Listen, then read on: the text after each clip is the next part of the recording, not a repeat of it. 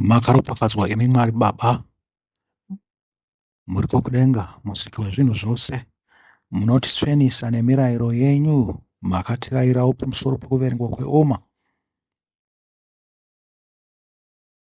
Rino izuva ramakumi maviri nePfumbamwe, zvichireva vhiki ina nezuva rimwe chete rokuverengwa kweOmer. Nhasi tiri kutaura kwamuri ndiri paSabata.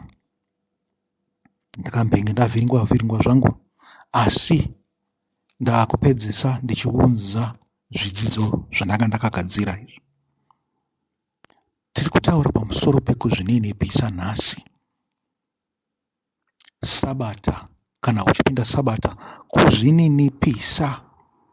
kuzvininipisa pasi pemirayiro yaMwari. Nyangwe zvazvo zvichinzi Sabata rakanga rakagadzirirwa vanhu vekare, vaJudha navaIsraeri. Chakamboipa pakubata Sabata chii? Iwo wakanga uri murayiro waMwari.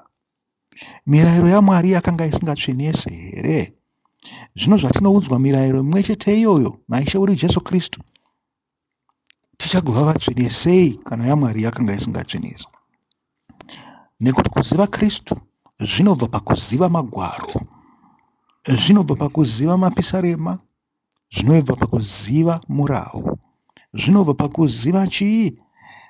Zvikanzi vaprofita. Ndizvo zvaanotaura Ishe wedu Jesu Kristu pachake. Mirau yaakatipa ndo imwe chete, mirau yerudo, mirau yetsitsi, mirau yenyasha, mirau yeutsvene nemirau yekururama. Haana kumboshandura zvakanga zvakaitwa navakuru vakare. Iye akazvigona zvose. Wakarakidza iye pachake kuti zvinhu izvi zvaifanira kugonekwa. Naizvozvo panzira dzatinotsvaga kufadza nadzo Mwari, hapana dzimwe nzira dzingakunde dzekuteerera mirayiro yake. Tinozviitira kufadza Mwari, kuzvipa nguva kuna Mwari, kwete kuti tipote tichitsikirira vamwe vanhu kana kutuka vamwe vanhu pamusoro pazvo. Zvichida vane nzirawo dzavo dzavanofadza Mwari, ivo zviri pakati pavo naMwari wavo.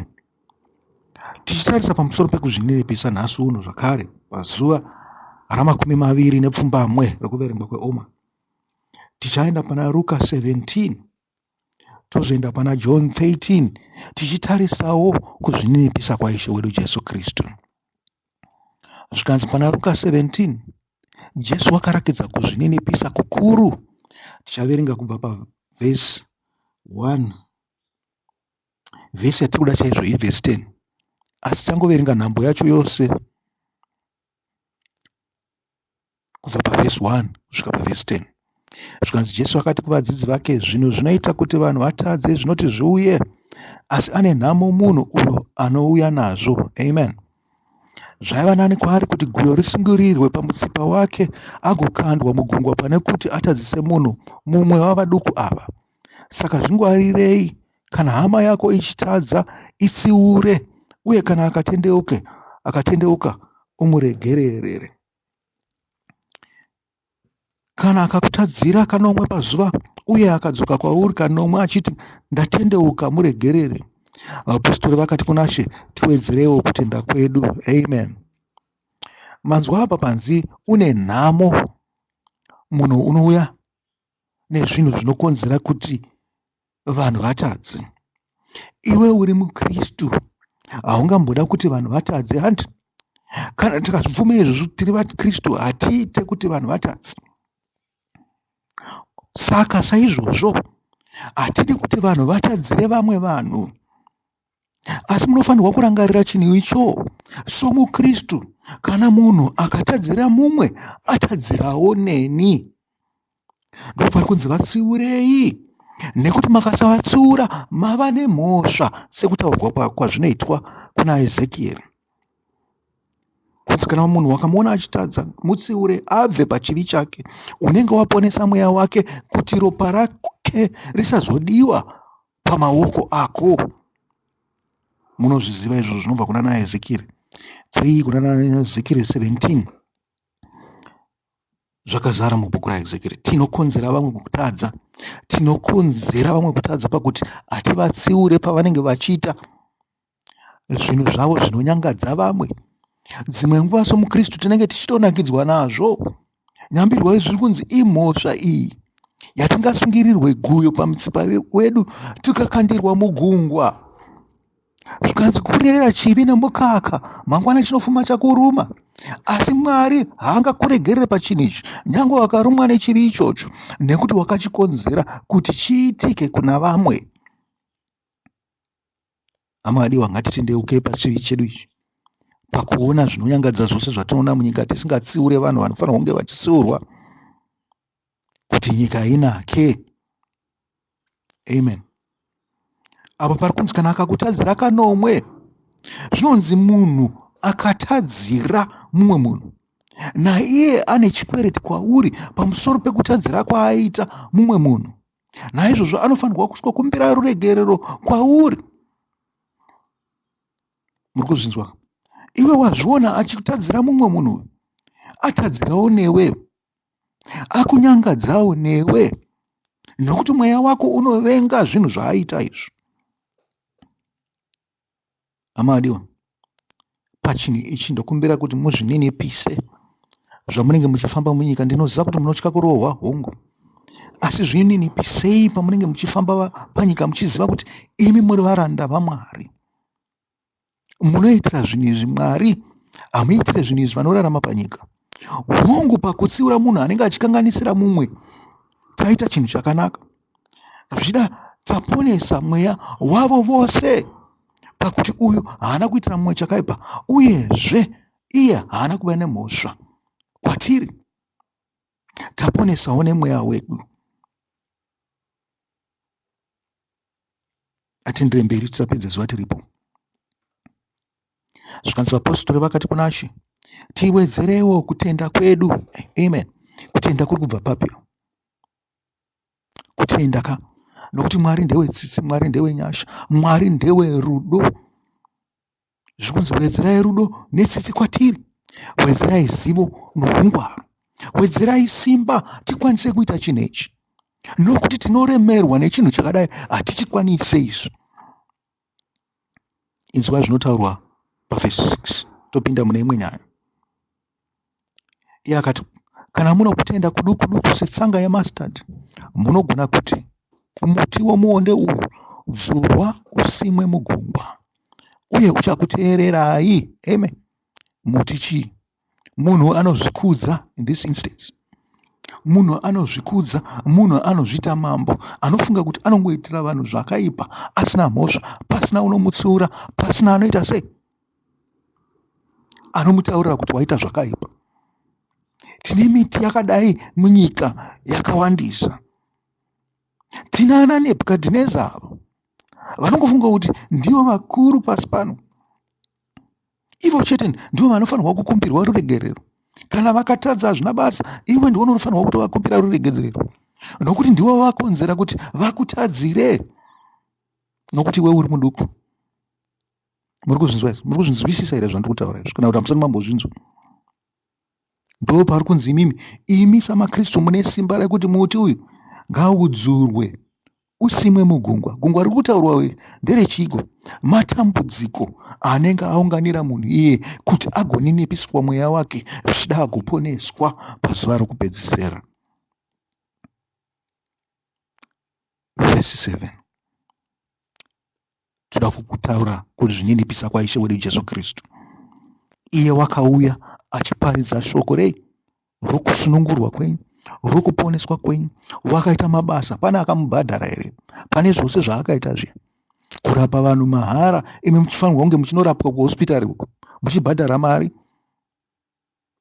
Asi akakurapai mahara, akakutaurirai nyaya dzainakidza, dzaikupai murufaro, akakuzivisai nezvokuponeswa kwenyu, makafara. Asi pane mumwe munhu mumwe chete here akambomubhadhara kana kobiri zvake? Wakava muranda kuvanhu. Zvikanzi ngatiti mumwe wenyu anga aine muranda anorima kana kuti anofudza makwai, angati here kumuranda paanopinda achibva kumunda, uya pano iye zvino ugare pasi udye. Amen. Muri kuzvizwa kaizvo? haangati here ndigadzirire chokudya changu, uzvigadzirire iwe ugondomirira pandinenge ndichidya nokunwa, shure kwaizvozvo iwe ungazodya hako nokunwa. Ko angavonga muranda nokuda kwokuti akaita zvaakaudzwa here? Saka nemiwo pamunenge maita zvose zvamakaudzwa kuti muite, munofanirwa kuti tiri varanda vasina maturo, tangoita zvatanga tichifanira kuita. Amen. Tati Jesu wakanga uri muranda akanga asingapuwe mutero kana kubhadharwa Mwari pamusoro pamabasa ose aanoita. Asi zvakafanana navafundisi vamazuva ano here? Zvakafanana namapostora amazuva ano here? Zvakafanana navaprofita vamazuva ano here? Munhu mazuva ano unotoita kuti upinde muvhangeri kuti ugobhadharwa. Haungoitira usina mutero. Unenge uchitoteresa vanhu kuti kana muchida kundinzwa uyai mubhadhare. Vamwe ndivo vakabvisisa vanhu chegumi, vamwe ndivo vanobvisisa vanhu mumacontributions mukati mekereke. Zvinongoitika izvo. Naizvozvo pazvinhu zvose vari kubhadharwa. Handisi kuti hapana vanhu vanongouyawo nechido chavo vachivabatsira kana kuvaitira zvimwe zvinhu. Izvi zvinoitika chaizvo chaizvo. Asi dzimweni dzenguva vari kubhadharwa vanhu ava nekuti vari kutora mari iyoyo vachigara tatata. Vari kugara zvakanaka mukati meupenyu hwavo. Vanenge vakutogara kupfuura vaya vavari kushumira. Asi tanzwa mufananidzo womunhu akanga ane muranda wake aswera achibinduka zuva rese mumunda, achitsva nezuva, achidikitira, anodzoka kumba asisina simba madekwana, anogonzi adzoka kudaro honzi chindibikira. Kana wapedza kundibikira wogouya ugondishumira. Ndipo pauchazoita sei? Pauchazonozvibikirawo kana kuti unozodyawo izvozvo zvandinenge ndasiya. Murikuzvinzwa? Zvikanzi nokuti muranda. Naizvozvo isu hatingafanirwe kutendwa. Kutendwa kwedu kungori kwokudenga uko. Nyange takaita zvinhu pasi pano hatifanirwe kufunga kuti Mwari angatitende. Nekuti tiri kuzviita tiri varanda. Jesu akanga ari muranda wedu. Naizvozvo isu tava varanda vavamwe. Tichiziva kuti tiri pasi paMwari. Tinoitira zvinhu zvose izvi Mwari navanhu panyika. Tiri varanda vokupedzisira.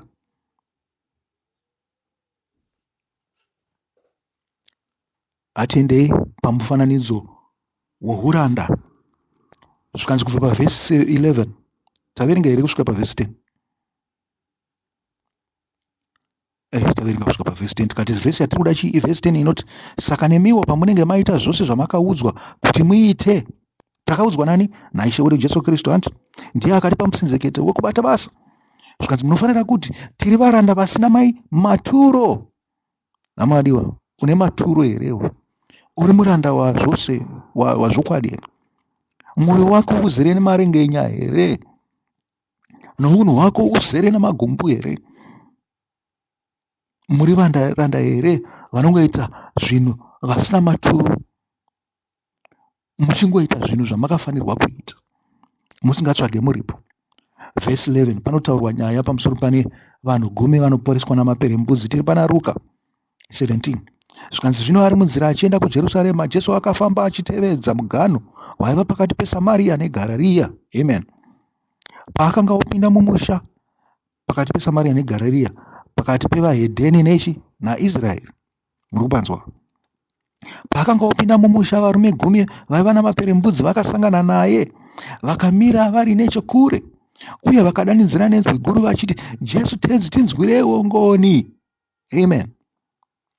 Zvikanzi varume 10 vakanga vana maperembudzi. Kunzi munhu pachiKristu ana maperembudzi ndokunge akambenga ari muKristu. Kana asina kumbobvira aita muKristu, asina kumbobvira atendeuka, nyangwe nemaperembudzi ake ari paari haazi maperembudzi akachena. Murikuzvinzwa? Nokuti munhu wenyika haasi kutsvaga zvinhu zvaMwari, asi munhu wakambotendeuka, unoziva Mwari, unoziva ruponesi, ndiye anobatwa namaperembudzi. Zvikanzi vakadanidzira vachiti kuna Jesu, tenzi tinzwirewo ngoni. Amen. Wakanga ari muranda wengoni, muranda wokunzwira vamwe tsitsi, muranda waizvimanikidza kunzwira vamwe tsitsi. Nyangwe paakanga asingade paye pane mukadzi weSerofeneka akamunzwira tsitsi. Ndikuzvinzwa? Nyangwe pane muranda une 100 akamunzwira tsitsi. Waizvimanikidza. Ivo vaakanga akafanirwa kushumira aingovaitira pasina mutero. Asi ava vaifanirwa kuzomuterawo nokuti akanga asiri muranda wavo. Asi nyangwe zvakadaro, wakanga uri muranda wengoni, akaitira ngoni kuna vaye vakanga vari kunze kwoumambo hwaIsraeri. Zvikanzi vhesi 14 akati achivaona akati kwavari, endai munozviratidza kuvaprista. Uye pavaienda vakabva vanatswa. Amen. Zvikanzi vaenda kuvaprista, kunozviratidza kuvaprista. Zviri kureva chiko? Kunzi vanhu vaiziva vakanga varegererwa. Muri kuzona? Vabva pazvivi zvavo vakurakidza kuti aiwa, isusu tava vanhu vakanaka. Zvikanzi vachienda ikoko vari vachiedza zvinhu zvokuti tava vaKristu, vasingatadze, vasingaite zvakaipa. Zvikanzi vakanatswa. Vaizosvika kuvaprista uko vanatswa kare. Prista aizongokonfema chete kuti vakanatswa. Mumwe wavo akati aona kuti akanga aporeswa, akadzoka achirumbidza Mwari nenzwi guru, akazviwisira patsoka dzaJesu akamuvonga, uye akanga ari muSamaria. Amen. Jesu akati, ko havasi vose 10 vaporeswa here? Ko vamwe vapfumbamwe varipi? Kwashayikwa mumwe woga adzoka akazorumbidza Mwari kunze kwouyu mutorwa here? Ipapo akati kwaari, simuka uende, kutenda kwako kwakuporesa. Amen. Zvikanzi vamwe vose vemba yeIsraeri vakanga vaenda zvavo, kwakadzoka muSamaria. VaIsraeri vagara vakasangana nemaSamarians. Naizvozvo vakanga vane maperembudzi avaitora pamaSamaria. Asi nokuda kwekuti vakanga vari pedyowo futi nevanhu veGarirea, vakanga vasingazive Mwari zvechose, vakanga vanewo maperembudzi avaitora kuvaGarirea. Zvikanzi vamwe vapfumbamwe vakafila entitled, vakangoenda kuvaprista sezvavaifanirwa kuita. Asi uyu akanga ari muSamaria, vanhu vaye vakauyiswa navaSiria kuti vagare panyika yeSamaria, vakanga vasiri vana vaJakobho. Zvikanzi ndiye woga akadzoka, asiyana chiine mukadzi weSirofeneka. Zvikanzi akadzoka akaskotenda. Jesu akati tarirai uranda hwangu, ndatotendwa nemunhu uyu weGarirea, asi vana vaJakobho hakuna kana mumwe chete anditenda, nokuti ndakaitwa muranda wavo naMwari. Vakandirova mbama ndototi thank you, vakandirova neshamhu ndichangochema ndichibararadza ndichienda, handikwanisi kudzosera nokuti ndiri muranda. Muri kuzvinzwa? Jesu wakava muranda wakazvininipisa, achiita basa rake asingatarirwe kutenda. Musafunga kuti aibvunza mubvunzo uyu nekuti aida kutendwa navanhu vaya vakanga vaenda vamwe vapfumbamwe, asi airatidza kuvadzidzi kuti tarirai vana vaIsraeri vandakatumirwa kwavari, ndiri varanda vavo inini, ndakangofananawo zvavo zvangu nemamwe maslaves avaitora kune dzimwe nyika. Muri kupanzwa? Iye akazorakidzawo uranda hwake kuna vadzidzi vaaifamba navo achidzidzisa. Mushure mokunge avadzidzisa, avaudza zvose zvoumambo hwokudenga. Ndiani akanga akafanirwa kutenda mumwe? Havasi vadzidzi here vaakanga aisa pedyo naMwari? Yatinzwe kuti zvinonzi kudini?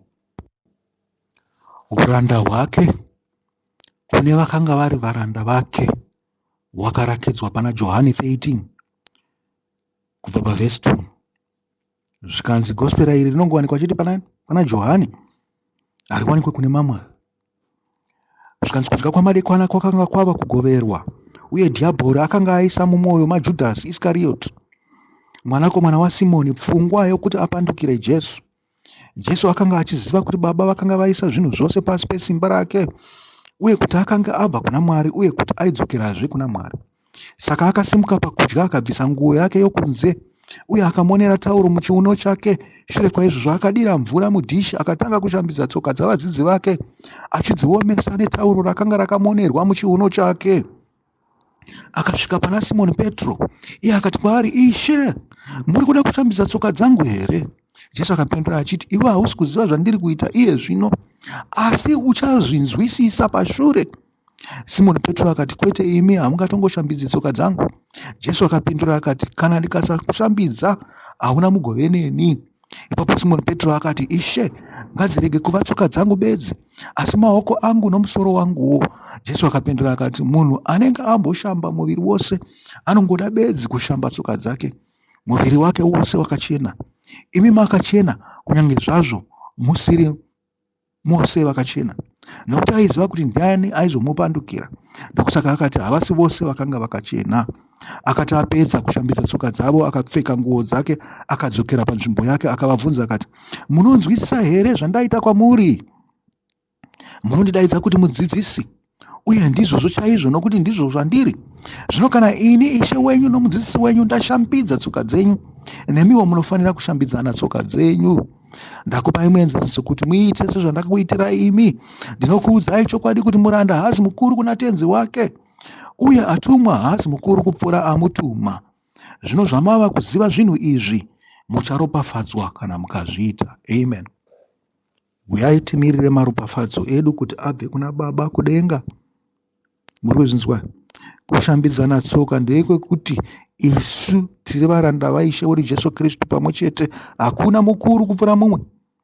Naizvozvo ndizvo zvinotidzosera shoko iri rekuti tisambidzane tsoka rinowanikwa pana vhesi 14 waJohane 13, rinotidzosera pana Luka 17, paya pandatanga kutaura pana 2 to 5, vhesi 2 to 5 yaLuka 17, ndichiti tinofanirwa kutsuurana.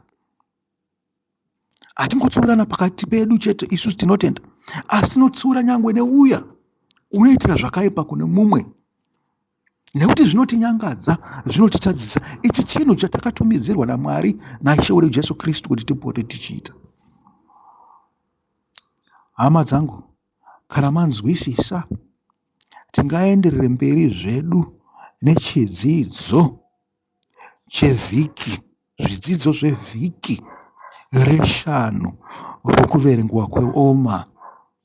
Kana manzwisisa izvi, nokuti rino rakanga riri zuva ra20 nePfumbamwe rokuverengwa kweOmer, chisarai muve nesvondo neSabata rakanaka.